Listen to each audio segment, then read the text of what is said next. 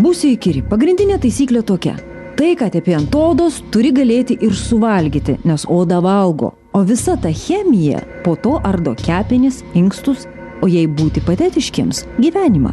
Rūtos laboratorijoje mes mėginame išburti alternatyvą. Geras kremas neapsieina be šlakelio vandens. Vietoj vandens naudosime ne kokį paprastą vandenį, bet hidroletą, distiliuotą vaistažolių vandenį, jonažolių šiuo atveju naudosim vandenį. Jonažolių mes prisirinkom per Jonines, Lietuvos pievose ir distiliavom. Distiliavo tuo aparatu, kuris veikia lygiai taip pat kaip naminukės aparatas. Rūta sako, kad labai svarbu kosmetikai naudoti nerafinuotus, tai yra gyvus aliejus. Paprastai yra naudojami pakaitalai. Tokių aliejų, nerafinuotų aliejų, iš vis manau, kad masinės gamybos kosmetikoje nenaudoja dėl to, kad nerafinuoti aliejai, jie greičiau genda,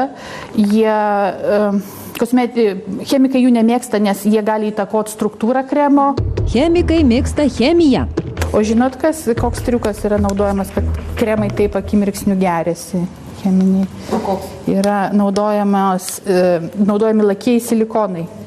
Tai tu, kai užsitepi kremą, tai jisai iš tiesų nesusigeria, o dalis nugaruoja tų silikonų. O silikonas yra kaip ir mineralinė alyva, tai yra naftos produktai.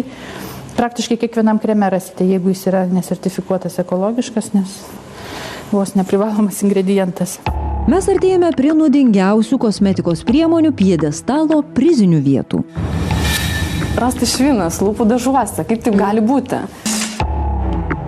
Mes artėjame prie nuodingiausių kosmetikos priemonių pjedestalo prizinių vietų. Nagų lakas.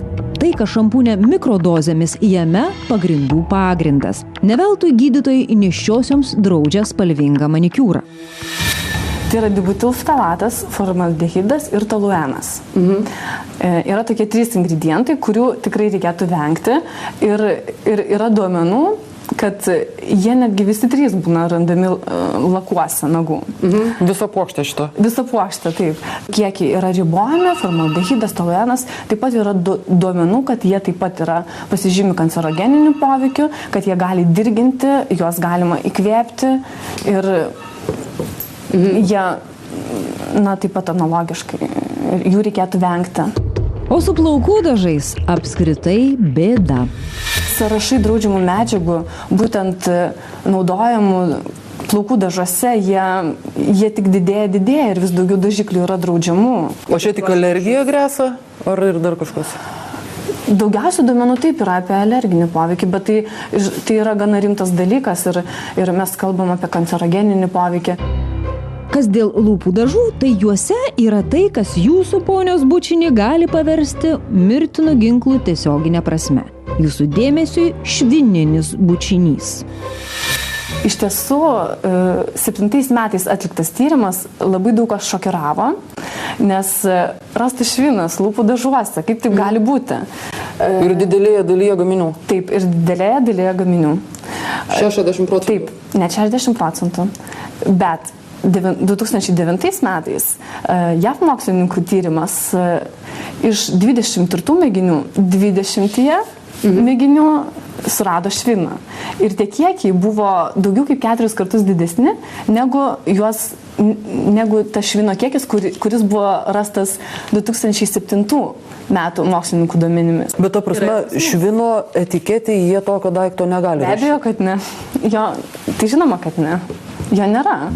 Aiva jau sakė prieš savaitę, kad iš visų prasčiausiai kosmetikos parduotuvių lentynose jie atrodo kvepalai. Pasirodo, kad palyginusi juos su Moment klijais, Aiva nepasakė nieko nauja.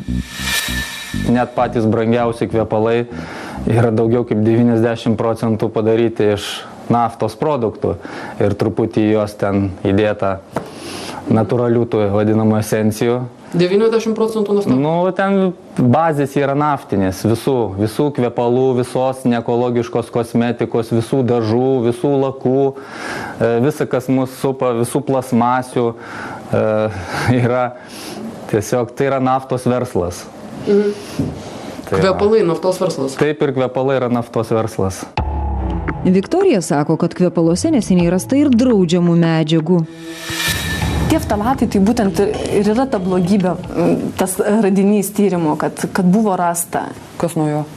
Yra siejamas su neurotoksiniu poveikiu, taip pat su alerginiam reakcijom. Neurotoksinis tai reiškia, kad nuodija nervų sistemą, veikia galvojimą. Prisiminkite to žodžius ir tada, kai pirksite skalbimo miltelius ir indų ploviklius. Kvapas, ypač tas, kuris ilgai išlieka, nereiškia nieko gero jūsų sveikatai. Gydytojos Rūtos laboratorijoje mes esame įsitikinę, sumaišėme šitą labai vertingo. Tiesa, tai tinka tik konkrečiam žmogui, nes kitas, kuriai nors sudėtiniai daliai, gali būti ir alergiškas. Todėl vardan atsargumo pakartosiu. Keli lašai gero, nerafinuoto alyvuogių, rapsų, kokoso aliejaus ant drėgnos odos daro stebuklus. Lūpas irgi galim tepti, paakius būtinai. Tuo pačiu nereikia jokių atskirų produktų pakiam. Čia jokių konservantų nedėjau, tai čia savaitėj dviem maksimum. O jeigu užkonservuot dabar? O konservavimui naudojam rozmarinų lapų ekstraktą. Rūta primena taisyklę. Mažomis raidelėmis ant gaminio pakuotės privalomai turi būti parašyta jo sudėtis. Jei neparašyta, nepirk. Ingredientų sąrašas sudarytas pradedant nuo tų dalių, kurių yra daugiausia. Jei koks nors gėris yra sąrašo pabaigoje, jo ten galiausiai iš vis gali ir nebebūti. Reikia ieškoti lotyniškų augalų pavadinimų. Kadangi anglų kalba rašomi ingredientai, tai oil, extract, tokių žodžių ieškoti.